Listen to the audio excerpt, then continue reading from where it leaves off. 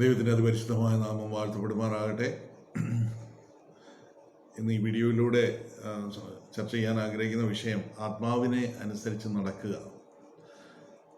ആത്മാവിലുള്ള ജീവിതം എന്ന് പറയുന്നത് ക്രിസ്തീയ ജീവിതത്തെ സംബന്ധിച്ചിടത്തോളം ഏറ്റവും പ്രാധാന്യമർഹിക്കുന്ന കാര്യമാണ്. അതോടൊപ്പം തന്നെ ഏറ്റവും അധികം ആശയക്കുഴപ്പമുള്ള ഒരു വിഷയം കൂടെയാണ് ആത്മാവിലുള്ള ജീവിതം, അല്ലെങ്കിൽ ആത്മാവിനെ അനുസരിച്ച് നടക്കുക എന്ന് പറഞ്ഞാൽ എന്താണെന്ന് ആശയക്കുഴപ്പങ്ങളും വ്യത്യസ്തമായിട്ടുള്ള അഭിപ്രായങ്ങളുമുണ്ട്. ധാരാളം കൺഫ്യൂഷൻസ് ഉണ്ട്. അതുകൊണ്ട് തന്നെ ഇതിനെക്കുറിച്ച് ശരിയായിട്ടുള്ളൊരു ചിത്രം നമുക്ക് ലഭിക്കുന്നില്ലെങ്കിൽ നമ്മുടെ ക്രിസ്തീയ ജീവിതം ഒരു പരാജയമായിരിക്കും. അപ്പോൾ അതുകൊണ്ട് എന്താണ് ഈ ആത്മാവിനെ അനുസരിച്ച് ജീവിക്കുക, അല്ലെങ്കിൽ ആത്മാവിനെ അനുസരിച്ച് നടക്കുക, വാക്കിംഗ് ഇൻ ദ സ്പിരിറ്റ് എന്ന് പറഞ്ഞാൽ എന്താണ് ഉദ്ദേശിക്കുന്നത് എന്ന് മനസ്സിലാക്കാൻ ഒന്ന് ചർച്ച ചെയ്യാനുള്ള ഒരു എളിയ ശ്രമമാണ് ഈ വീഡിയോയിലൂടെ ചെയ്യുന്നത്. അപ്പോൾ ഒരിക്കലും ഒരു ക്രിസ്തീയ ജീവിതം പാപത്തിൻ്റെ മേൽ ജയമെടുത്ത് ഉള്ള ഒരു ക്രിസ്തീയ ജീവിതം പരിശുദ്ധാത്മാവിൻ്റെ സഹായത്താൽ, അല്ലെങ്കിൽ പരിശുദ്ധാത്മാവ് നൽകുന്ന ശക്തിയിലൂടെ അല്ലാതെ കഴിയുകയില്ല. അതുകൊണ്ടാണ് ഈ പരിശുദ്ധാത്മാവിലുള്ള ജീവിതം എന്നുള്ളത് ഏറ്റവും പ്രധാനപ്പെട്ട ഒരു കാര്യമായിട്ട് നമ്മുടെ മുമ്പിലിരിക്കുന്നത്. എന്നാൽ വളരെ ദയനീയമായിട്ട് ഇതിനെപ്പറ്റി വലിയ ആശയക്കുഴപ്പങ്ങൾ ക്രിസ്തീയ കോണത്തിലുണ്ട്. അപ്പോൾ അത് നമുക്ക് ഏറ്റവും ലഘുവായ, ഏറ്റവും ലളിതമായ രീതിയിൽ ഇതൊന്ന് മനസ്സിലാക്കാനും ഉള്ള ഒരു എളിയ ശ്രമമാണ് ഇതെന്ന് ഓർപ്പിച്ചുകൊള്ളട്ടെ. അപ്പോൾ ഒന്നാമതായിട്ട് ഈ ഒരു വിഷയത്തിലേക്ക് കടക്കുന്നതിന് മുമ്പ് നമ്മൾ ഏറ്റവും അധികം അറിഞ്ഞിരിക്കേണ്ട ഒരു കാര്യം, നാം ഒരുവൻ ക്രിസ്തുവിലായാൽ ഒരു പുതിയ സൃഷ്ടിയാണ്, ന്യൂ ക്രിയേഷൻ. അപ്പോൾ നമ്മുടെ ഈ പുതു സൃഷ്ടിയുടെ പ്രത്യേകത എന്താണ് അല്ലേ? നമ്മുടെ ഈ പുതിയ പ്രകൃതിയെ നമ്മൾ ശരിയായിട്ട് മനസ്സിലാക്കേണ്ട ഒരു കാര്യമുണ്ട്. നമുക്കറിയാം, 1 തെസ്സലോനിക്കർ 5:23 പറയുന്നുണ്ട്, നമ്മുടെ ദേഹം, ദേഹി, ആത്മാവ്, ഇങ്ങനെ 3 ഘടകങ്ങൾ ഒരു മനുഷ്യൻ ഉണ്ട് എന്നവിടെ പറയുന്നു. അപ്പോൾ ഈ 3 ഘടകങ്ങളിലും എന്ത് സംഭവിക്കുന്നു? നാം ക്രിസ്തുവിൽ വിശ്വസിക്കുമ്പോൾ എന്താണ് നമ്മുടെ ആത്മാവിൽ സംഭവിക്കുന്നത്, നമ്മുടെ പ്രാണനിൽ സംഭവിക്കുന്നത്, നമ്മുടെ ശരീരത്തിൽ സംഭവിക്കുന്നത് എന്നുള്ളത് വ്യക്തമായിട്ട് നമ്മൾ മനസ്സിലാക്കിയെങ്കിലേ ഞാൻ ആരാണ്, ക്രിസ്തുവിൽ ഞാൻ ആരാണെന്നുള്ള ശരിയായിട്ടുള്ളൊരു തിരിച്ചറിവ് നമുക്കത് ഉണ്ടാകണം. ദൈവവചനം എന്ത് ഈ കാര്യത്തിൽ നമ്മളെക്കുറിച്ച് പറയുന്നുവോ അത് നമ്മൾ വിശ്വസിക്കുക എന്നുള്ളതാണ് ഏറ്റവും പ്രാഥമികമായിട്ട് നമുക്ക് ആത്മാവിൽ ഉള്ള ജീവിതത്തെക്കുറിച്ച് നമുക്ക് ചെയ്യേണ്ട കാര്യം. നമ്മൾ വിശ്വസിക്കുക എന്നുള്ളതാണ്. ദൈവവചനം എന്ത് പറയുന്നു അതിനെ വിശ്വസിക്കുക. പലപ്പോഴും നമുക്കൊരു പ്രശ്നമുള്ളത്, നമ്മൾ വിശ്വസിക്കുന്നത് ദൈവവചനം പറയുന്ന കാര്യങ്ങളല്ല, നമ്മുടെ മനസ്സിൽ ഉണ്ടാകുന്ന തോന്നലുകളും നമ്മുടെ അനുഭവങ്ങളെയൊക്കെയാണ് നമ്മൾ കൂടുതലായിട്ട് വിശ്വസിക്കുന്നത്. അത് വലിയൊരു പരാജയമാണ്. വാസ്തവത്തിൽ നമ്മൾ വിശ്വസിക്കേണ്ടത് ദൈവവചനം എന്ത് പറയുന്നുവോ അതാണ് നമ്മൾ വിശ്വസിക്കേണ്ടത്. അതാണ് പൗലോസ് പറയുന്നത്, ഞങ്ങൾ കാഴ്ചയാലെയല്ല എന്ന് പറഞ്ഞാൽ ഞങ്ങളുടെ അനുഭവം, ഞങ്ങൾ എന്ത് കണ്ണുകൊണ്ട് കാണുന്നു, ഞങ്ങളുടെ അനുഭവം എന്താണോ, ഞങ്ങൾക്ക് എന്ത് ഫീൽ ചെയ്യുന്നു അതിനെ അനുസരിച്ചല്ല ഞങ്ങൾ ജീവിക്കുന്നത്. ഞങ്ങൾ വിശ്വാസത്താലെയാണ്. ദൈവവചനം എന്ത് പറഞ്ഞിരിക്കുന്നു അതാണ്, അതിനെ അനുസരിച്ചാണ് ഞങ്ങൾ ജീവിക്കുന്നത്. അതുകൊണ്ട് ആത്മാവിലുള്ള ജീവിതം എന്ന് പറയുമ്പോൾ ആദ്യമേ അത് മനസ്സിലാക്കേണ്ടത് വിശ്വാസത്താലുള്ള ജീവിതമാണ് അല്ലേ? വിശ്വാസത്താലുള്ള ഒരു നടപ്പാണ്, walking in faith. So walking in the spirit is walking in faith. ഇത് രണ്ടും ഏകദേശം ഒന്ന് തന്നെയാണ് എന്ന് നമ്മൾ മനസ്സിലാക്കേണ്ടത്. അപ്പോൾ ഞാൻ പറഞ്ഞത്, എന്ത് വ്യത്യാസങ്ങളാണ് ഒരു മനുഷ്യന്, ഒരു പാപിയായിട്ടുള്ളൊരു മനുഷ്യന് കർത്താവായ യേശുക്രിസ്തുവിനെ രക്ഷിതാവായി സ്വീകരിച്ച് പുതുജനനം പ്രാപിക്കുമ്പോൾ തൻ്റെ ദേഹം, ദേഹി, ആത്മാവ്, ഈ തലങ്ങളിൽ എന്തൊക്കെ മാറ്റങ്ങൾ നടക്കുന്നു എന്ന് നമുക്കൊന്ന് മനസ്സിലാക്കേണ്ട കാര്യമാണ്. നമുക്കറിയാം, നമ്മൾ എഫെസ്യർ 2:1 പറയുന്ന, അതിക്രമങ്ങളാലും പാപങ്ങളാലും മരിച്ചവരായിരുന്ന നിങ്ങളെയും അവൻ ജീവിപ്പിച്ചു. അപ്പം നമ്മൾ മരിച്ച അവസ്ഥയിൽ നമ്മുടെ ഏത് ഭാഗമായിരുന്നു എന്ന് നമുക്കറിയാം അല്ലേ? നമ്മുടെ ആത്മാവ് മരിച്ച സ്ഥിതിയിലായിരുന്നു. ജീവിപ്പിച്ചു എന്ന് പറയുമ്പോൾ നമ്മുടെ ആത്മാവാണ്. യേശുവിനെ വിശ്വസിച്ചപ്പോഴത്തേക്ക് നമ്മുടെ ആത്മാവ് ജീവൻ പ്രാപിച്ചു. കർത്താവായിട്ടുള്ള യേശുക്രിസ്തു നമ്മുടെ ആത്മാവും അല്ലെ ദൈവവും നമ്മുടെ ആത്മാവുമായിട്ടുള്ള ആ ഒരു കൂട്ടായ്മ ബന്ധം പുനഃസ്ഥാപിക്കപ്പെടുകയും ദൈവത്തിൻ്റെ പരിശുദ്ധാത്മാവ് നമ്മുടെ ആത്മാവിൽ അധിവസിക്കുവാൻ ആരംഭിക്കുകയും ചെയ്തു. ദൈവിക ജീവൻ നമ്മിൽ പ്രവേശിച്ചു, ജീവൻ നമ്മിൽ വ്യാപരിക്കാനായിട്ട് തുടങ്ങി. നമ്മുടെ ആത്മാവ് മരിച്ച സ്ഥിതി നമുക്കറിയാം. ആദാമിനോട് ദൈവം പറഞ്ഞിരുന്നു, ഇത് ഈ വൃക്ഷത്തിൻ്റെ ഫലം അല്ലേ, തോട്ടത്തിൻ്റെ നടുവിൽ നിൽക്കുന്ന നന്മതിന്മകളെക്കുറിച്ചുള്ള അറിവിൻ്റെ വൃക്ഷത്തിൻ്റെ ഫലം ഇത് ഭക്ഷിക്കുന്ന നാളിൽ നീ മരിക്കും. അങ്ങനെ ആദം ദൈവത്തിൻ്റെ കൽപ്പന ലംഘിച്ച ആദം ഹവ്വയും ആ വൃക്ഷത്തിൻ്റെ ഫലം തിന്നു. ദൈവം പറഞ്ഞതുപോലെ തന്നെ അത് തിന്ന അതേ സമയം ആ സെക്കൻഡിൽ തന്നെ അവരുടെ ആത്മാവ്, ശാരീരികമായിട്ട് അവർ മരിച്ചില്ല, പിന്നെ മരിച്ചത് ഏത് ഭാഗമാണ്, അവരുടെ ആത്മാവ് ദൈവവുമായിട്ട് സെപ്പറേറ്റഡ് ആയിപ്പോയി, ദൈവവുമായിട്ട് വേർപെട്ടു പോയി. ഈ വേർപാടാണ് മരണം, ആത്മീയ മരണം എന്ന് പറയുന്നത് ഈ വേർപാടാണ്, നമുക്ക് വളരെ വ്യക്തമായിട്ട് അറിയാം. അപ്പോൾ അങ്ങനെ മരിച്ച സ്ഥിതിയിലുണ്ടായിരുന്ന ആദാമിൽ നാം എല്ലാവരും മരിച്ചു. ആദാമിൽ നിന്ന് ജനിച്ച് പാരമ്പര്യമായിട്ട് നമുക്ക് കിട്ടിയത് ആദാമിൻ്റെ മരിച്ച ആ ആത്മാവ്, ആ ഒരു ആത്മീയ സ്ഥിതിയിലാണ് നമ്മൾ ജനിക്കുമ്പോൾ തന്നെ നമ്മൾ ദൈവവുമായിട്ട് ബന്ധപ്പെടാൻ കഴിയുന്ന നമ്മുടെ ആ ഫാക്കൽറ്റി, നമ്മുടെ സ്പിരിറ്റ്, നമ്മുടെ ആത്മാവ് ഒരു മൃതമായ സ്ഥിതിയിലാണ് നാം എല്ലാവരും ജനിക്കുന്നത് അല്ലേ. ജനിക്കുമ്പോൾ തന്നെ ഒരു പാപവും ചെയ്യാതെ, ഒരു പാപം പോലും ചെയ്യേണ്ട ആവശ്യമില്ല, നമ്മൾ പാപികളായാണ് ജനിക്കുന്നത്. ഒരു പാപവും ചെയ്യുന്നതിന് മുമ്പേ നമ്മൾ പാപികളാണ്, നാം ജന്മനാ പാപികളാണ്. നാം ആദാമിൽ നിന്ന് പാരമ്പര്യമായിട്ട് നമുക്ക് ലഭിച്ച ആ പാപത്തിലാണ് നാം ജനിക്കുന്നത്. അതുകൊണ്ട് നാം പാപികളായി തീരുകയാണ് ചെയ്യുന്നത്, നമുക്കറിയാം. അപ്പോൾ നമ്മുടെ ആത്മാവ് മരിച്ച സ്ഥിതിയിലായിരുന്നു. കർത്താവായ യേശുക്രിസ്തുവിനെ നമ്മൾ രക്ഷിതാവും കർത്താവുമായി സ്വീകരിക്കുന്ന സമയത്ത് വീണ്ടും ജനനം പ്രാപിക്കുകയും നമ്മുടെ ആത്മാവ് ജീവിക്കുകയും ചെയ്തു. നമ്മുടെ ആത്മാവ് ജീവിക്കുന്നു. രണ്ടാമത്തെ കാര്യം, നമ്മുടെ പ്രാണൻ അല്ലേ, നമ്മുടെ സോൾ എന്ന് പറയുന്നത്, നമ്മുടെ പ്രാണന് എന്താണ് സംഭവിക്കുന്നത്? പ്രാണനിലും ഉള്ള ഒരു ഭാഗമാണ് നമ്മുടെ ഹൃദയം എന്ന് പറയുന്നത്. നമുക്കറിയാം, നേരത്തെ നമ്മുടെ ഹൃദയത്തിൻ്റെ അവസ്ഥ ഒരു കല്ലായിട്ടുള്ള ഒരു ഹൃദയമാണ്. ഒരിക്കലും ഒരു രൂപാന്തരത്തിന് സാധ്യതയില്ലാതെ ഹാർഡൻഡായിട്ടുള്ള, കഠിനപ്പെട്ട ഒരു ഹൃദയത്തിലാണ് പാപികളായിട്ടുള്ള മനുഷ്യർ ജീവിക്കുന്നത്. അവരുടെ ഹൃദയത്തിന് യാതൊരു പരിവർത്തനവും വരുത്താനുള്ള സാധ്യതയില്ലാത്ത അവസ്ഥയിലിരിക്കുന്ന ഹൃദയത്തെ ദൈവത്തിൻ്റെ പരിശുദ്ധാത്മാവിൻ്റെ പ്രവർത്തനപരമായി പുതിയൊരു ഹൃദയം നമുക്ക് ലഭിക്കുന്നു. ഈ ഹൃദയം കല്ലായിട്ടുള്ളൊരു ഹൃദയമല്ല, ഒരു മാംസമായിട്ടുള്ളൊരു ഹൃദയം എന്ന് പറഞ്ഞാൽ ഒരു സോഫ്റ്റ് ആയിട്ടുള്ള, മൃദുവായിട്ടുള്ളൊരു ഹൃദയം അല്ലേ. പാപത്താൽ കഠിനപ്പെട്ട, ഒരു രീതിയിലും രൂപാന്തരപ്പെടുത്താൻ കഴിയാത്ത അവസ്ഥയിൽ നിന്ന് ഇപ്പോൾ രൂപാന്തരപ്പെടുത്താവുന്ന ഒരു ഹൃദയം നമുക്ക് ലഭിച്ചിട്ടുണ്ട്. എന്ന് പറഞ്ഞാൽ അത് രൂപാന്തരപ്പെട്ടിട്ടില്ല, പക്ഷേ രൂപാന്തരപ്പെടുത്താവുന്ന, പെർഫെക്റ്റ് ആയിട്ടില്ല, ബട്ട് ഇറ്റ് ഈസ് പെർഫെക്റ്റബിൾ. നേരത്തെ എങ്ങനെയാണെന്ന് വെച്ചാൽ ഇത് പെർഫെക്റ്റബിൾ അല്ലായിരുന്നു. ഇതൊരിക്കലും രക്ഷിക്കപ്പെടുന്നതിന് മുമ്പ് വീണ്ടും ജനിക്കാത്ത അവസ്ഥയിൽ നമ്മുടെ ഹൃദയം ഒരിക്കലും ഒരു മാറ്റത്തിന് സാധ്യതയില്ലാത്ത അവസ്ഥയിൽ. എന്നാൽ ഇന്ന് നമ്മുടെ ഹൃദയം, നമ്മുടെ മനസ്സ് പുതുക്കപ്പെടാവുന്ന അവസ്ഥയിലാണ്. അപ്പോൾ വർത്തമാനകാലത്തിൽ എന്താ സംഭവിക്കുന്നത്? നമ്മുടെ മനസ്സിൽ സംഭവിച്ചുകൊണ്ടിരിക്കുന്ന റോമാലേഖനം 12-ാം അധ്യായത്തിൽ പറയുന്ന പോലെ മനസ്സ് പുതുക്കി രൂപാന്തരപ്പെട്ടുകൊണ്ടിരിക്കുന്നു. ആത്മാവ് വീണ്ടും ജനിച്ചു, ഓൾറെഡി സംഭവിച്ചു കഴിഞ്ഞ കാര്യമാണ്. വർത്തമാനകാലത്തിൽ നമ്മുടെ മനസ്സ് പുതുക്കിക്കൊണ്ടിരിക്കുകയാണ്. ദൈവത്തിൻ്റെ വചനം കേൾക്കുന്നതിലൂടെയും അങ്ങനെ ആത്മീയ സ്പിരിച്വൽ ഡിസിപ്ലിൻസ് പ്രാക്ടീസ് ചെയ്യുന്നതിലൂടെയും നമ്മുടെ മനസ്സ് പുതുക്കപ്പെട്ടുകൊണ്ടിരിക്കുകയാണ്. അങ്ങനെ പുതുക്കപ്പെടുമ്പോഴാണ് നമ്മുടെ ആത്മാവിൽ ദൈവം നടത്തിയ ഈ ആത്മാവിൻ്റെ ജീവൻ, ക്രിസ്തു നമ്മിൽ വസിക്കുന്നു, ക്രിസ്തുവിൻ്റെ ജീവൻ നമ്മിൽ വസിക്കുന്നു, ക്രിസ്തുവിൻ്റെ നീതി, നമ്മൾ ആത്മാവ് 100% ക്രിസ്തുവിൻ്റെ നീതി, ദൈവത്തിൻ്റെ നീതി നമ്മുടെ ആത്മാവിൽ ദൈവം നൽകിയിട്ടുണ്ട്. ഈ കാര്യം നമുക്ക് വചനത്തിൽ വളരെ വ്യക്തമായിട്ട് പറയുന്ന കാര്യമാണ് ഇല്ലേ. ക്രിസ്തു നമുക്ക് പകരക്കാരനായിട്ട് പാപമാക്കപ്പെട്ട അതേ സമയത്ത് നാം ദൈവത്തിൻ്റെ നീതിയായി മാറ്റപ്പെട്ടു. അപ്പോൾ ദൈവത്തിൻ്റെ ഈ നീതി നമ്മുടെ ആത്മാവിൽ നിന്നുണ്ട്. നാം പൊസിഷണലി, സ്ഥാനീയമായിട്ട് നാം നീതീകരിക്കപ്പെട്ടപ്പോൾ തന്നെ പ്രായോഗിക ജീവിതത്തിലും ദൈവം നമുക്ക് നീതി നമ്മുടെ ജീവിതത്തിലേക്ക്, പ്രായോഗിക ജീവിതത്തിലേക്കും പകർന്നു തരാനായിട്ടുള്ള എല്ലാ സാധ്യതയും ഇന്ന് നമുക്കുണ്ട്.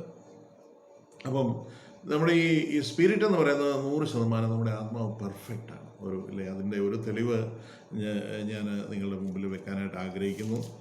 എഫേസ്യർ 4-ാം അധ്യായം അതിൻ്റെ 23, 24 വാക്യത്തിൽ നമുക്കതൊന്ന് വായിക്കാം. എഫേസ്യർ 4:23, 24.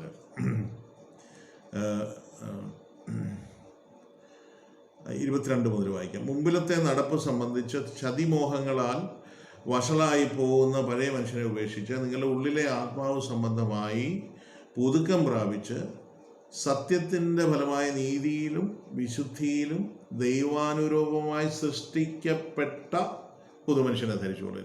അപ്പോൾ ദൈവാനുരൂപമായി നാം സൃഷ്ടിക്കപ്പെട്ട് കഴിഞ്ഞിരിക്കുന്നു. നമ്മുടെ പുതുമനുഷ്യൻ ദൈവാനുരൂപമായി സൃഷ്ടിക്കപ്പെട്ട മനുഷ്യനാണ്, അല്ലെ? ദൈവത്തിൻ്റെ സാദൃശ്യത്തിലാണ് നമ്മൾ ആദ്യം ആദാമിനെ ദൈവം സൃഷ്ടിച്ചത്. എന്നാൽ പാപം ചെയ്തപ്പോൾ അവന് ദൈവാനുരൂപത, ആ അനുരൂപ്യം ആദാമിന് നഷ്ടപ്പെടുകയും ആദം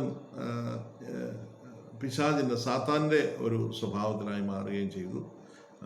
അങ്ങനെ ഒരു അവസ്ഥയിലേക്ക് ആയിപ്പോയെങ്കിലും നാം ക്രിസ്തുവിൽ വിശ്വസിക്കുന്നതിലൂടെ നാം വീണ്ടും ജനിച്ചപ്പോൾ നമ്മളെങ്ങനെയാണ് സൃഷ്ടിക്കപ്പെട്ടത്? സത്യത്തിൻ്റെ ഫലമായ നീതിയിലും വിശുദ്ധിയിലും ദൈവാനുരൂപമായി നാം സൃഷ്ടിക്കപ്പെട്ടിരിക്കുന്നു. അപ്പം പെർഫെക്റ്റ്ലി റൈച്ചസ് ആണ് നമ്മുടെ സ്പിരിറ്റ്, ആത്മാവ് ഇന്ന് പെർഫെക്റ്റ്ലി റൈച്ചസ് ആണ്. ദൈവത്തിൻ്റെ നീതിയാണ് നമ്മുടെ ആത്മാവിന് ലഭിച്ചിരിക്കുന്നത്. ആ നീതി ലഭിച്ചുകൊണ്ട് നമ്മൾ ദൈവത്തിൻ്റെ അതേ നീതിയാണ് നമ്മുടെ ആത്മാവിന് ഉള്ളത്, അല്ലേ? നമ്മൾ തീർച്ചയായിട്ടും നാം ഇന്ന് വർത്തമാനകാലത്തിലൊരു വിശ്വാസിയുടെ ജീവിതത്തിൽ പാപം ഉണ്ട്, പാപം ചെയ്യുന്നുണ്ട് എന്നുള്ളതൊരു വളരെ നിസ്തർക്കമായിട്ടുള്ളൊരു വസ്തുതയാണ്. പക്ഷെ അപ്പോൾ തന്നെ നാം മനസ്സിലാക്കേണ്ടത്, ഈ പാപം ഇന്ന് നമ്മുടെ ആത്മാവിലല്ല വസിക്കുന്നത്. പാപം നമ്മുടെ ആത്മാവിൻ്റെ തലത്തിൽ നമ്മൾ 100% പെർഫെക്റ്റ് ആണ് എന്നുള്ള ഒരു കാര്യം നമുക്ക് മനസ്സിലാക്കണം. അത് മരിച്ചതായിരുന്നു, അതൊന്ന് ജീവിച്ചു, അത് 100% പെർഫെക്റ്റ് ആണ്. മൈൻഡ്, അല്ലേ? പ്രശ്നം മറ്റൊരു കാര്യം നമ്മുടെ ശരീരം, അല്ലേ? ദേഹം ശരീരത്തിന് ഇതുവരെ ഒരു മാറ്റവും വന്നിട്ടില്ല. എന്നാൽ ശരീരത്തിന് ഒരു സ്ഥാനീയമായിട്ടുള്ളൊരു മാറ്റം എന്താണെന്ന് ചോദിച്ചാൽ, നമ്മുടെ ശരീരം ദൈവത്തിൻ്റെ മന്ദിരമായിട്ട് ദൈവം ഇന്ന് ഡിക്ലെയർ ചെയ്തിരിക്കുക. ദൈവത്തിൻ്റെ ഓണർഷിപ്പിൽ, ഇത് നമ്മുടേതല്ല. ഇന്ന് നമ്മുടെ ശരീരത്തിൻ്റെ അവിടെ മാറ്റം വന്നു. യേശുവിനെ വിശ്വസിച്ചതോടെ നമ്മുടെ ശരീരത്തിൻ്റെ ഓണർഷിപ്പിനൊരു മാറ്റം വന്നു. ആദ്യമേ ഈ ശരീരം നമ്മൾ നമ്മുടെ ഇഷ്ടം അനുസരിച്ച് നമ്മുടേതാണെന്ന് ചിന്തിച്ച് നമ്മുടെ ഇഷ്ടമുള്ള കാര്യങ്ങളൊക്കെ ചെയ്തുകൊണ്ടിരുന്നു. എന്നാൽ ഇന്ന് ദൈവത്തിൻ്റെ വചനം പറയുന്നത്, നിങ്ങളുടെ ശരീരം പരിശുദ്ധാത്മാവിൻ്റെ മന്ദിരം അത്രേ, അല്ലേ? നിങ്ങളുടെ ശരീരം പരിശുദ്ധാത്മാവിൻ്റെ മന്ദിരം അത്രയും മാത്രമല്ല, നിങ്ങളെ വിലയ്ക്ക് വാങ്ങിയിരിക്കാൻ നിങ്ങൾ താന്താങ്ങൾക്കുള്ളവരല്ല, അല്ലേ? നിങ്ങളെ വിലയ്ക്ക് വാങ്ങിയിരിക്കുകയാണ്. അതുകൊണ്ട് ശരീരം കൊണ്ട് ദൈവത്തെ മഹത്വപ്പെടുത്തും. അപ്പോൾ ഈ ശരീരം ഇന്ന് പൊസിഷണലി ഈ ശരീരം മറ്റൊരാളുടേതായി തീർന്നിരിക്കുക. ഇതിൻ്റെ ഓണർ ഇന്ന് കർത്താവായിട്ടുള്ള യേശു ക്രിസ്തുവാണ്. നമ്മളെ വിലയ്ക്ക് വാങ്ങിയിരിക്കുക. കർത്താവിൻ്റെ ബഹുമൂല്യമായിട്ടുള്ള രക്തം മറുവിലയായി കൊടുത്ത്, തൻ്റെ ജീവൻ മറുവിലയായി കൊടുത്ത് നമ്മളെ വിലയ്ക്ക് വാങ്ങി. അപ്പോൾ ശരീരത്തിൻ്റെ ഓണർഷിപ്പിന് മാറ്റം വന്നു. അപ്പോൾ ഈ ശരീരത്തിന് ഇപ്പോൾ അങ്ങനെ പ്രത്യക്ഷമായിട്ടുള്ളൊരു മാറ്റമില്ല. എന്നാൽ ഈ ശരീരം ഭാവി കാലത്തിൽ കർത്താവ് വരുമ്പോൾ മാറുമെന്ന് നമുക്കറിയാം, അല്ലേ? നമുക്കൊരു രൂപാന്തര ശരീരം ലഭിക്കും. അപ്പോൾ അതാണ് നമ്മുടെ ദേഹം, ദേഹി, ആത്മാവ്. നമ്മുടെ ആത്മാവ് 100% പെർഫെക്റ്റാണ്. അത് മരിച്ച അവസ്ഥയിലായിരുന്നു, അതിന്ന് ജീവിക്കുന്നു. അതിൽ ദൈവത്തിൻ്റെ നീതി വസിക്കുന്നു, ദൈവത്തിൻ്റെ വിശുദ്ധി അതിൽ വസിക്കുന്നു. നീതിയിലും വിശുദ്ധിയിലും ദൈവത്തിൻ്റെ സാദൃശ്യത്തിലാണ് ഈ ആത്മാവ്. ക്രിസ്തുവിൻ്റെ സാദൃശ്യം നമ്മളിൽ ഓൾറെഡി ഉണ്ട്. അതിനെ തടയുന്ന, അത് പുറത്തോട്ട് വരാതെ തടയുന്ന ഘടകമാണ് നമ്മുടെ മൈൻഡ് എന്ന് പറയുന്നത്. നമുക്കിന്നും നമ്മുടെ ഹൃദയം പുതുതാണെങ്കിലും നമ്മുടെ മൈൻഡിൻ്റെ പ്രശ്നം എന്താണെന്ന് ചോദിച്ചാൽ, അത് ഒരു ആദാമ്യ ഒരു മൈൻഡ് സെറ്റ് ഇന്നും നമ്മളിൽ പ്രവർത്തിക്കും. ഒരു മൈൻഡ് സെറ്റാണ് അത്. അതെൻ്റെ ആത്മാവല്ല. ആദാമ്യ സ്വഭാവത്തിൽ ഇന്ന് എൻ്റെ ആത്മാവല്ല. ആദാമ്യ സ്വഭാവത്തിലാണ് എൻ്റെ ആത്മാവ്, മരിച്ച അവസ്ഥയിലായിരിക്കണം. അപ്പോൾ ഇന്ന് എൻ്റെ ആത്മാവല്ല ആദാമിൻ്റെ സ്വഭാവത്തിലുള്ള, ആദാമ്യ സ്വഭാവത്തിലുള്ളത് എൻ്റെ ഒരു മൈൻഡ് സെറ്റ് എന്നിലുണ്ട്. എൻ്റെ പഴയ മനുഷ്യൻ്റെ ആ ചിന്താഗതികളും പഴയ മനുഷ്യൻ്റെ രീതിയിലുള്ള പ്രതികരണങ്ങളും അതെല്ലാം എന്നിൽ ഇന്നുമുണ്ട്. അപ്പം ഈ ബ്രാൻഡ് ന്യൂ ആയിട്ട് പുതുതായിട്ട് സൃഷ്ടിക്കപ്പെട്ട ഈ ആത്മാവിൻ്റെ ക്രിസ്തുവിൻ്റെ സ്വഭാവം പുറത്തോട്ട് വരാതെ എന്നെ തടസ്സപ്പെടുന്നത് എൻ്റെ ഈ മൈൻഡ്, പഴയ മൈൻഡ് സെറ്റ്, ആദാമ്യം. അതിനാണ് നമ്മൾ ജഡം എന്ന് പറയുന്നത്, അല്ലേ? ജഡം എന്ന വാക്ക് ബൈബിളിൽ പുതിയ നിയമത്തിൽ 2 അർത്ഥത്തിൽ ഉപയോഗിച്ചിട്ടുണ്ട്. ഒന്ന്, നമ്മുടെ ഈ മാംസലമായിട്ടുള്ള ശരീരം. പൗലോസ് പറഞ്ഞു, ഞാൻ ജഡത്തിലിരിക്കുന്നത്, അല്ലേ, നിങ്ങൾ നിമിത്തം നല്ലതാണ്. എനിക്ക് ഈ ജഡം വിട്ടുപിരിഞ്ഞ് ദൈവത്തോടു കൂടെ ഇരുപ്പാൻ എനിക്ക്, ക്രിസ്തുയേശുവിനോട് കൂടെ ഇരുപ്പാൻ എനിക്ക് മനസ്സുണ്ടെന്ന് പറയുമ്പോൾ ഈ ശരീരത്തെ, പുറമേ കാണുന്ന ഈ ശരീരത്തെക്കുറിച്ചാണ് പറയുന്നത്. എന്നാൽ ജഡസ്വഭാവം എന്ന് പറയുന്നത് അതൊരു ഡിസ്പൊസിഷനാണ്, അതൊരു എന്താ പറയുന്നത്, അതൊരു മൈൻഡ് സെറ്റാണ്, അത് ഈ ശരീരമല്ല.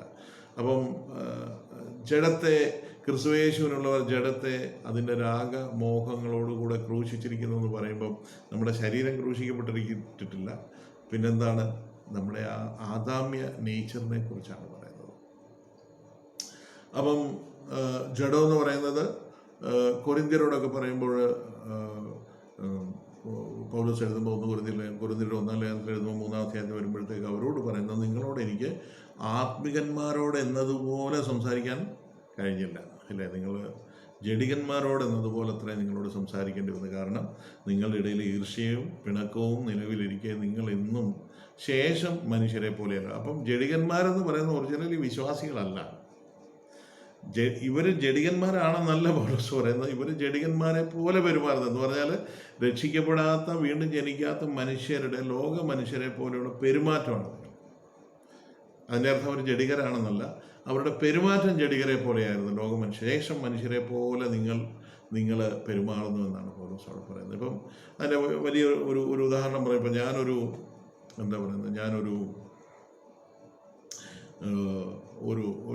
കുരങ്ങിനെ പോലെ ആക്ട് ചെയ്താൽ, ഞാൻ കുരങ്ങിനെ പോലെ ആക്ട് ചെയ്യുന്നു എന്നുള്ളതല്ലാതെ ഞാനൊരു കുരങ്ങായിട്ട് മാറുന്നില്ല. അപ്പോൾ എന്നെ കാണുന്നവർക്ക് പറയാം, താങ്കളിങ്ങനെ ഈ കുരങ്ങിനെ പോലെ പെരുമാറരുത്, കാരണം താങ്കൾ കുരങ്ങല്ല, താങ്കളൊരു മനുഷ്യൻ. അപ്പോൾ ഞാൻ ഒരു കുരങ്ങിനെ പോലെ എത്ര വർഷം ഞാൻ പെരുമാറിയാലും ഞാൻ ഒരിക്കലും ഒരു കുരങ്ങായിട്ട് മാറുന്നില്ല. ഞാൻ മനുഷ്യനായിരിക്കെ മനുഷ്യനെ പോലെ പെരുമാറേണ്ടതാണ്. പക്ഷെ അത് വിട്ട് ഞാനൊരു കുരങ്ങായിട്ട്, ഞാൻ സ്വതന്ത്ര മനസ്സിന്നും എനിക്കുള്ളതുകൊണ്ട് വേണേ ഒരു കുരങ്ങായിട്ട് എനിക്ക് ജീവിക്കാനായിട്ട്, ഒരു കുരങ്ങിൻ്റെ സ്വഭാവത്തിൽ, അല്ലെങ്കിൽ ഒരു കുരങ്ങിൻ്റെ ഇതിലെനിക്ക് ജീവിക്കാനായിട്ട് കഴിയും എന്ന് പറഞ്ഞതുപോലെയാണ് കൊരിന്ത്യരോട് പറയുന്ന കാര്യം. നിങ്ങൾ ആത്മികന്മാരാണ്, രക്ഷിക്കപ്പെട്ട ആൾക്കാർ. ഞാൻ വീണ്ടും തെളിവ് ഞാൻ തരുന്നതാണ്. റോമാലേഖനം 8-ാം അധ്യായത്തിൽ നമുക്ക് ധാരാളം തെളിവുകളുണ്ട്. രക്ഷിക്കപ്പെട്ട ആ വ്യക്തികൾ ആത്മീയരാണ്. പൊതുവെ നമ്മുടെ ഇടയിൽ പല തെറ്റിദ്ധാരണകളുണ്ട്. സാത്താൻ വളരെ തന്ത്രപരമായിട്ട് ചില നുണകൾ നമ്മുടെ ഇടയിലേക്ക് കടത്തിവിട്ടിട്ടുണ്ട്. ആത്മികർ എന്ന് പറഞ്ഞാൽ നമുക്ക് പെട്ടെന്ന് മനസ്സിലേക്ക് വരുന്ന ആരാ? വലിയ വളരെ ഉയർന്ന നിലയിലുള്ള ആത്മീയ ജീവിതം ജീവിക്കുന്നവരെയാണ്, ഭയങ്കര പക്വതയിലൊക്കെ ജീവിക്കുന്നവരെയാണ് ആത്മീയർ എന്ന് വിളിക്കുന്നത് നമ്മൾ ധരിക്കുന്നത്. ആദ്യമേ നമ്മുടെ മനസ്സിലേക്ക് വരുന്നത് അയാളൊരു ആത്മീയനാണ് കേട്ടോ എന്നൊക്കെ നമ്മൾ പറയുന്ന ആരെക്കുറിച്ചാണ്? ഏറ്റവും മാതൃകാപരമായിട്ട് ജീവിക്കുന്ന ഒരു ക്രിസ്ത്യാനിയെക്കുറിച്ചാണ്. അദ്ദേഹം ഒരു ആത്മീയനാണെന്ന് നമ്മൾ സാധാരണ പറയാറുള്ളത്. പക്ഷേ ദുഃഖകരമായിട്ട് പറയട്ടെ, ദൈവവചനം അങ്ങനെയല്ല പറയുന്നത്. ദൈവവചനം രക്ഷിക്കപ്പെട്ട എല്ലാ വ്യക്തികളെയും ആത്മികർ എന്നാണ് വിളിക്കാറുള്ളത് എന്നുള്ളതിൻ്റെ തെളിവ് ഞാൻ തരുന്നു. റോമാലേഖനം 8-ാം അധ്യായത്തിൽ നിന്ന് ചില വാക്യങ്ങൾ നമുക്ക് വായിക്കാം. റോമർ 8-ാം അധ്യായം 8-ന്റെ 6-ാം വാക്യം, 6 മുതൽ 9 വരെയുള്ള വാക്യങ്ങളാണ് നമ്മൾ ശ്രദ്ധിച്ച് മനസ്സിലാക്കേണ്ടത്. അത് ഞാൻ വായിക്കുന്നു. ജഡത്തിൻ്റെ ചിന്ത മരണം, ആത്മാവിൻ്റെ ചിന്തയോ ജീവനും സമാധാനവും തന്നെ. 2 തരത്തിലുള്ള ജീവിതം. ജഡത്തിൻ്റെ ചിന്ത എന്ന് പറഞ്ഞാൽ എന്താണ്? പഴയ ആദാമ്യ മൈൻഡ് സെറ്റിൽ, ആദാമിൻ്റെ ആ ഒരു സ്വഭാവത്തിൽ, അല്ലേ, ജീവിച്ചാൽ ആ ജീവിതത്തിൻ്റെ കാണുന്ന ഫലം എന്താണെന്ന് ചോദിച്ചാൽ മരണമാണ്. മരണമെന്ന് പറഞ്ഞാൽ നമ്മൾ തീർന്നു പോകുക, അല്ലെങ്കിൽ മരിച്ചു പോകുക എന്നുള്ളൊരിതല്ല. ഒരു ലൈഫ് സ്റ്റൈലാണ്. മരണം ആദാം മുതൽ ക്രിസ്തു വരെ മനുഷ്യരിൽ എന്ത് വ്യാപിച്ചിരുന്നു? മരണം വ്യാപിച്ചു, അല്ലേ? ഏക മനുഷ്യനാൽ പാപവും പാപത്താൽ മരണവും മനുഷ്യ ജീവിതത്തിൽ എന്ത് ചെയ്തുകൊണ്ടിരുന്നു? മനുഷ്യ ജീവിതത്തെ ഭരിച്ചുകൊണ്ടിരുന്നു. അപ്പം മരണം ഭരിക്കുന്ന ഒരു ജീവിതത്തിൻ്റെ സ്വഭാവമാണ് ഗലാത്യർ 5:19 പറഞ്ഞാൽ നമുക്കറിയാം, ഇല്ലേ? ജഡത്തിൻ്റെ പ്രവൃത്തികൾ.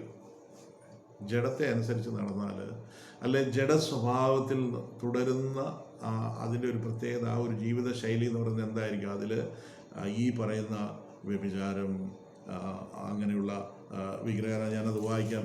ഗലാത്യർ ജഡത്തെ അനുസരിച്ച് നടക്കുന്ന ഒരു ജീവിത ശൈലിയെക്കുറിച്ചാണ് മരണം എന്ന് പറയുന്നത്, അല്ലേ? ജഡത്തെ അനുസരിച്ച് ജീവിക്കും, മരിക്കും എന്ന് പറഞ്ഞാൽ അത് ഭയങ്കര കോൺസിക്വൻസസ് ഉണ്ടെന്നാണ് അതിൻ്റെ അർത്ഥം. അപ്പോൾ ഒരു വിശ്വാസിയെ സംബന്ധിച്ച് അങ്ങനെ ജഡത്തെ അനുസരിച്ച് ജീവിക്കേണ്ട ഒരു കടപ്പാടില്ല എന്ന് ദൈവം നമ്മളോട് വളരെ വ്യക്തമായിട്ട് പറയുന്നു. പക്ഷേ എനിക്കിന്നും അങ്ങനെ ഒരു ചോയ്സ് ഉള്ളതുകൊണ്ട്, സ്വാതന്ത്ര്യം ഉള്ളതുകൊണ്ട് വേണേൽ എനിക്ക് എൻ്റെ സ്വാതന്ത്ര്യത്തെ ദുരുപയോഗം ജഡത്തിന് അവസരം കൊടുക്കത്തക്ക രീതിയിൽ എൻ്റെ സ്വാതന്ത്ര്യത്തെ എനിക്ക് ദുർവിനിയോഗം ചെയ്യാം. അങ്ങനെ ചെയ്യാൻ പാടില്ലെന്ന് ഗലാത്യർ 5:13 പറയുന്നുണ്ട് അല്ലേ. സ്വാതന്ത്ര്യത്തിനായിട്ട് ക്രിസ്തു നിങ്ങളെ സ്വതന്ത്രരാക്കിയിരിക്കുന്നു. എന്നാൽ ഈ സ്വാതന്ത്ര്യം ജഡത്തിന് അവസരം കൊടുക്കരുത് എന്ന് പറയാം. നമ്മളിന്ന് സ്വതന്ത്രരാണ് അല്ലേ. ക്രിസ്തുവിൽ നമ്മൾ സ്വതന്ത്രരാണ്. പാപത്തിൻ്റെയും ന്യായപ്രമാണത്തിൻ്റെയും അടിമത്വത്തിൽ നിന്ന് നാം സ്വതന്ത്രരാക്കപ്പെട്ടിരിക്കുന്നു. ക്രിസ്തുയേശുവിനുള്ള ജഡത്തെ അതിൻ്റെ രാഗമോഹങ്ങളോടുകൂടെ ക്രൂശിച്ചിരിക്കുന്നു. പൗലോസ് പറയുന്നു, ഞാൻ ക്രിസ്തുവിനോടുകൂടെ ക്രൂശിക്കപ്പെട്ടിരിക്കുന്നു എന്ന് പറയുന്നത് പൗലോസിനെ ഉദ്ദേശിച്ച് മാത്രമല്ല, സകല വിശ്വാസികളെയും ഉദ്ദേശിച്ചാണ് എന്നുള്ള ഈ സത്യം. അതാണ് നമ്മൾ വിശ്വസിക്കുക. ദൈവത്തിന് എന്ത് പറയുന്നു അതാണ് നമ്മളെക്കുറിച്ച് നാം വിശ്വസിക്കേണ്ടത്. അപ്പം ഈ പുതിയ സൃഷ്ടി എന്ന് പറയുന്നത് ഞാൻ ഇന്ന് ആരാണെന്നുള്ളത് നമ്മൾ മനസ്സിലാക്കാൻ പരാജയപ്പെട്ടാൽ നമുക്കൊരിക്കലും വിജയകരമായിട്ടുള്ളൊരു ക്രിസ്തീയ ജീവിതം ജീവിക്കാൻ നമുക്ക് കഴിയില്ല. അപ്പോൾ നമ്മൾ ഓർക്കും ആത്മാവിനെ അനുസരിച്ച് നടക്കുക എന്ന് പറയുമ്പോൾ എന്തോ നമ്മുടെ എഫേർട്ട് നമ്മൾ പ്രത്യേകമായിട്ട് എന്തോ ചെയ്യേണ്ടതുണ്ട് എന്നൊക്കെ നമ്മൾ തെറ്റായിട്ട് ധരിക്കാൻ തീർച്ചയായിട്ടും നമ്മുടെ ചില ഉത്തരവാദിത്തങ്ങളുണ്ട്. അത് നമ്മൾ ചർച്ച ചെയ്യുന്നതായിരിക്കും. എന്നാൽ ആത്മാവിനെ അനുസരിച്ച് നടക്കുക എന്ന് പറയുമ്പോൾ ഇത്ര കോംപ്ലിക്കേറ്റഡ് ആയിട്ടുള്ള ഒരു കാര്യമായിട്ട് നമ്മൾ അതിനെക്കുറിച്ച് ചിന്തിക്കേണ്ട കാര്യം ഇല്ല എന്നാണ് ഞാൻ പറയാൻ ആഗ്രഹിക്കുന്നത്. അപ്പോൾ നമ്മൾ വായിച്ചു വന്നത് നമ്മൾ ആരാണെന്നുള്ളത്, ദൈവവചനം എന്ത് പറയുന്നു എന്നുള്ളത് ശരിയായിട്ട് മനസ്സിലാക്കാൻ 8:6 മുതലായിരുന്നു. റോമർ 8:6 മുതൽ വായിക്കാൻ തുടങ്ങി. ജഡത്തിൻ്റെ ചിന്ത മരണം, ആത്മാവിൻ്റെ ചിന്തയോ ജീവനും സമാധാനവും. അപ്പോൾ ആത്മാവിലുള്ള ഈ ജീവിതത്തിൻ്റെ പ്രത്യേകത എന്താണെന്ന് ചോദിച്ചാൽ അത് ജീവനും സമാധാനവും. ജീവൻ എന്ന് പറഞ്ഞാൽ കർത്താവായ യേശുക്രിസ്തുവിൻ്റെ ജീവൻ നമ്മളിൽ വെളിപ്പെടാനായിട്ട് ആരംഭിക്കും. കർത്താവായ യേശുക്രിസ്തുവിൻ്റെ ജീവനാണ്. കർത്താവ് എന്നൊക്കെ പറഞ്ഞു ഞാൻ ഇല്ലേ, അവനിൽ ജീവൻ ഉണ്ടായിരുന്നു. നമ്മിൽ വ്യാപരിച്ചിരുന്നത് മരണവും, അവനിൽ ജീവൻ ഉണ്ടായിരുന്നു. അവനിൽ ജീവൻ ഉണ്ടായിരുന്നെന്ന് പറയുമ്പോൾ എന്താ അതിൻ്റെ അർത്ഥം? ദൈവികമായിട്ടുള്ള ജീവിതം, ദൈവികമായിട്ടുള്ള ജീവൻ കർത്താവിലുണ്ട് എന്നുള്ളതാണ്. അപ്പോൾ കർത്താവ് പറഞ്ഞ് ഞാൻ ഇങ്ങോട്ട് വന്നിരിക്കുന്നതിൻ്റെ ഉദ്ദേശം എന്താണ്? നിങ്ങൾക്ക് ജീവൻ ഉണ്ടാകാനും ആ ജീവിതം സമൃദ്ധിയാകുവാനും തന്നെ. ആ ജീവനെക്കുറിച്ചാണ് ഇവിടെ പറയുന്നത്. ജഡത്തിൻ്റെ ചിന്ത മരണം, ആത്മാവിൻ്റെ ചിന്തയോ ജീവനും സമാധാനവും തന്നെ അല്ലേ. ജഡത്തിൻ്റെ ചിന്ത ദൈവത്തോട് ശത്രുത്വമാണ്. ജഡത്തിൻ്റെ ചിന്ത ദൈവത്തോട് ശത്രുത്വമാണ്. അത് ദൈവത്തിൻ്റെ ന്യായപ്രമാണത്തിന് കീഴ്പ്പെടുന്നില്ല. ജഡത്തിൻ്റെ ചിന്ത എന്നോട് ഉദ്ദേശിക്കുന്നത് ആദാമ്യ സ്വഭാവത്തെക്കുറിച്ചാണ്. അപ്പോൾ ആദാമിൻ്റെ പ്രത്യേക സ്വഭാവനാണ് അത് ഒരിക്കലും ദൈവത്തിനോടൊരു ശത്രുത്വം. ദൈവം എന്ത് പറയുന്നു അതിന് നേരെ എതിരായിട്ട് ദൈവത്തെ അംഗീകരിക്കുന്നുമില്ല. ദൈവം പറയുന്നത് നേരെ വിപരീതമായിട്ട് പോകുന്ന ഒരാളാണ് ഈ പഴയ ആദാമിൻ്റെ സ്വഭാവം അല്ലേ. അതാണ് ഈ ജഡം എന്ന് പറയുന്നത്. അത് ദൈവത്തിൻ്റെ ന്യായപ്രമാണത്തിന് കീഴ്പ്പെടുന്നില്ല, കീഴ്പ്പെടാൻ കഴിയുന്നതുമല്ല. 8-ാം വാക്യം, ജഡസ്വഭാവമുള്ളവർക്ക് ദൈവത്തെ പ്രസാദിപ്പിക്കാൻ കഴിവില്ല. അപ്പോൾ ഈ പറഞ്ഞതൊന്നും ക്രിസ്ത്യാനിയെക്കുറിച്ചല്ല, വിശ്വാസിയെക്കുറിച്ചല്ല. ഇതെല്ലാം രക്ഷിക്കപ്പെടാത്ത വ്യക്തികളെക്കുറിച്ചാണ് നമുക്ക് മനസ്സിലാക്കണം. അതിൻ്റെ തെളിവാണ് 9-ാം വാക്യം. നിങ്ങളെന്ന് പറഞ്ഞാൽ വിശ്വാസികൾ അല്ലേ. റോമാലേഖനം വിശ്വാസികൾക്ക് വേണ്ടി എഴുതിയതാണ്. നിങ്ങളോ ദൈവത്തിൻ്റെ ആത്മാവ് നിങ്ങളിൽ വസിക്കുന്നു എന്ന് വരികിൽ ജഡസ്വഭാവമുള്ളവരല്ല, ആത്മസ്വഭാവമുള്ളവരത്രേ. അപ്പോൾ ഒന്നാമതായിട്ട് നമ്മൾ മനസ്സിലാക്കേണ്ട ആത്മീയരായിട്ടുള്ള മനുഷ്യർ അല്ലെ ആത്മസ്വഭാവമുള്ളവരെന്ന് പറയുമ്പോൾ അതാരാണ്? ദൈവത്തിൻ്റെ പരിശുദ്ധാത്മാവ് അധിവസിക്കുന്ന വ്യക്തികളെയാണ് എന്ത് പറയുന്നത്? ആത്മസ്വഭാവമുള്ളവർ അല്ലെ ആത്മികർ അല്ലെ സ്പിരിച്വൽ എന്ന് പറയുന്നത്. ന്യൂമാറ്റിക്കോസ്, ഗ്രീക്കിൽ ന്യൂമാറ്റിക്കോസ്, സാർക്കിക്കോസ് എന്ന 2 വ്യത്യസ്ത പദങ്ങളാണ് ഇതിനു വേണ്ടി ഉപയോഗിച്ചിരിക്കുന്നത്. എന്നിട്ട് അടുത്ത ഭാഗം നോക്കിയ ക്രിസ്തുവിൻ്റെ ആത്മാവ് ഇല്ലാത്തവൻ അവനുള്ളതല്ല. അപ്പം രക്ഷിക്കപ്പെട്ട എല്ലാവരിലും ക്രിസ്തുവിൻ്റെ ആത്മാവ് അധിവസിക്കുന്നു. ഈ ആത്മാവ് നമ്മളിൽ അധിവസിക്കുന്നില്ല എങ്കിൽ നാം ക്രിസ്തുവിനുള്ളവരല്ല എന്ന് ദൈവവചനം പറയുന്നു അല്ലേ. അപ്പോൾ ആദ്യമായിട്ട് നമുക്ക് മനസ്സിലാക്കേണ്ട ഒരു കാര്യം, നാം ആത്മീയരാണ്. ഞാൻ ആരാണെന്നുള്ളത് നമുക്ക്, ഞാൻ ആത്മീയന, എന്നിൽ ദൈവത്തിൻ്റെ ആത്മാവ് അധിവസിക്കുന്നതുകൊണ്ട് ഇന്ന് ഞാൻ ആത്മികനാണെന്നുള്ള തിരിച്ചറിവ് നമുക്ക് ആദ്യം ഉണ്ടാകണം. മറ്റൊരു വാക്യം കൂടെ നമുക്ക് വായിക്കാം. ദൈവാത്മാവ് നടത്തുന്നവർ ഏവരും ദൈവത്തിൻ്റെ മക്കൾ ആകുന്നു. ദൈവാത്മാവ് നടത്തുന്നവർ ഏവരും ദൈവത്തിൻ്റെ മക്കളാണ്. അപ്പോൾ നമ്മൾ ദൈവാത്മാവിനാൽ നടത്തപ്പെടുന്നവരല്ല, ദൈവത്തിൻ്റെ മക്കളാണെന്ന് പറയാൻ നമുക്ക് പറ്റില്ല. ദൈവത്തിൻ്റെ വചനമായി പറയുന്നത് നമ്മുടെ അഭിപ്രായമോ നമ്മുടെ ചിന്തകളോ നമ്മുടെ അനുഭവങ്ങളോ അല്ല.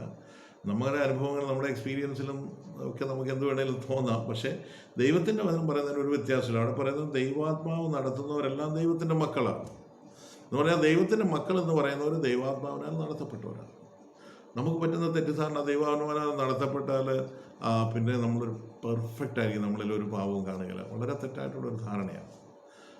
ദൈവാത്മാവിനാൽ നടത്തപ്പെടുന്നവർ പാപം വരികയില്ലെന്ന് പറയുന്നില്ല. ദൈവാത്മാവിനാൽ നടത്തപ്പെടുന്നവർ പാപം വന്നാൽ പാപത്തെ ശരിയായിട്ട് കൈകാര്യം ചെയ്യും. പാപം വന്നാൽ അതിനെക്കുറിച്ച് അനുദപിക്കും, ദൈവസന്നിധി പോയി റിസ്റ്റോർ ചെയ്യും. അതെല്ലാം ദൈവാത്മാവിനാൽ നടത്തപ്പെടുന്നവർ ആയതുകൊണ്ടാണ് അങ്ങനെ ചെയ്യുന്നത്. അപ്പം ദൈവാത്മാവിനാൽ നടത്തപ്പെട്ടാൽ ഒരു പാപവും ജീവിതത്തിൽ വരികയില്ല എന്നുള്ള തെറ്റിദ്ധാരണ, സിൻലെസ് പെർഫെക്ഷൻ ആണ് ദൈവാത്മാവിനാൽ നടത്തപ്പെടുക എന്ന് പറഞ്ഞാൽ അത് ആദ്യം നമ്മുടെ മനസ്സിൽ നിന്ന് മാറ്റിക്കളയണം.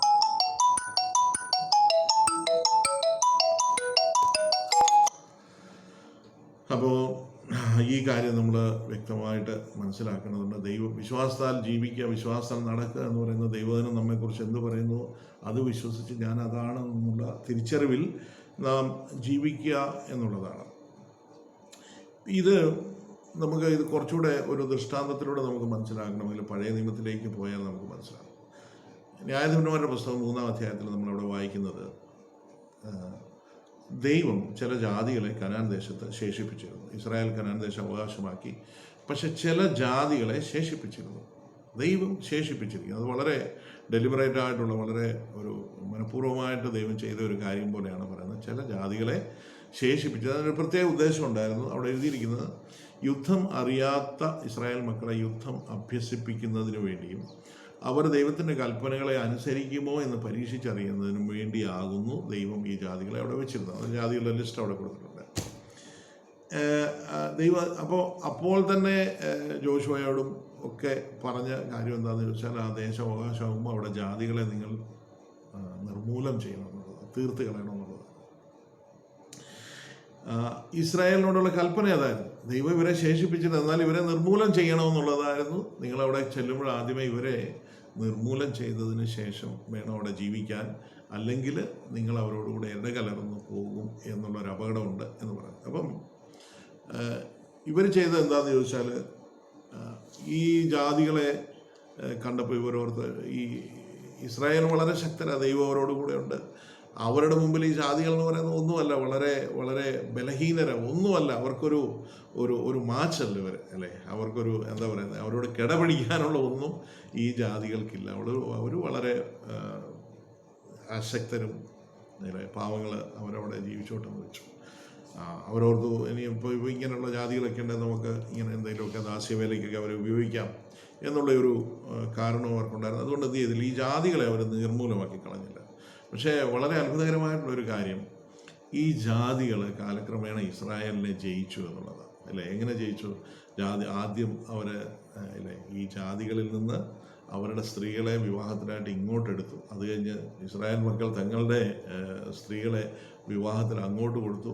അതിനുശേഷം ഇവരൊരു സംയുക്തമായിട്ടുള്ള ആരാധന അങ്ങോട്ട് തുടങ്ങി. ഇവർ ജീവനുള്ള ദൈവത്തെ വിട്ടിട്ട് ആ ജാതികളുടെ വിഗ്രഹങ്ങളെയും ദേവന്മാരെയും ആരാധിച്ച് അങ്ങനെ ദൈവത്തിൽ നിന്ന് ദൈവകോപത്തിന് അവരിരയായിത്തീർന്നു. ദൈവം അവരെ പിന്നീട് പല രീതിയിലുള്ള ബാലശിക്ഷയിലൂടെ അവരെ നടത്തുന്ന ചിത്രം നമുക്ക് ന്യായാധിപന്മാരുടെ പുസ്തകത്തിലൊക്കെ നമുക്ക് കാണാനായിട്ട് കഴിയും. അപ്പോൾ ഞാൻ പറയുന്നത്, ഈ ഒരു ചിത്രം രക്ഷിക്കപ്പെട്ട നമ്മളെ സംബന്ധിച്ച ഈ ജാതികളെന്ന് പറയുന്നതാണ് നമ്മുടെ ആദാമ്യ സ്വഭാവം. ഇന്ന് നമ്മളിൽ ദൈവം അത് ശേഷിപ്പിച്ചിരിക്കുന്നതാണ്.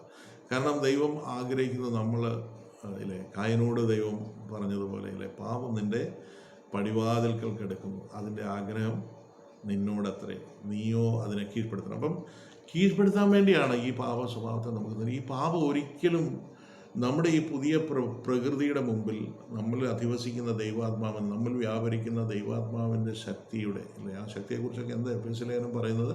വിശ്വസിക്കുന്നവർക്ക് വേണ്ടി വ്യാപരിക്കുന്ന ശക്തി, അളവറ്റ ശക്തി എന്നാണ് പറയുന്നത്, അല്ലേ? ഇമ്മഷറബിൾ, അൺലിമിറ്റഡ്, ഒരു പരിധിയില്ലാത്ത അളവറ്റ ആ ശക്തി എന്താണെന്ന് നിങ്ങൾ മനസ്സിലാക്കണം, ഗ്രഹിക്കണം.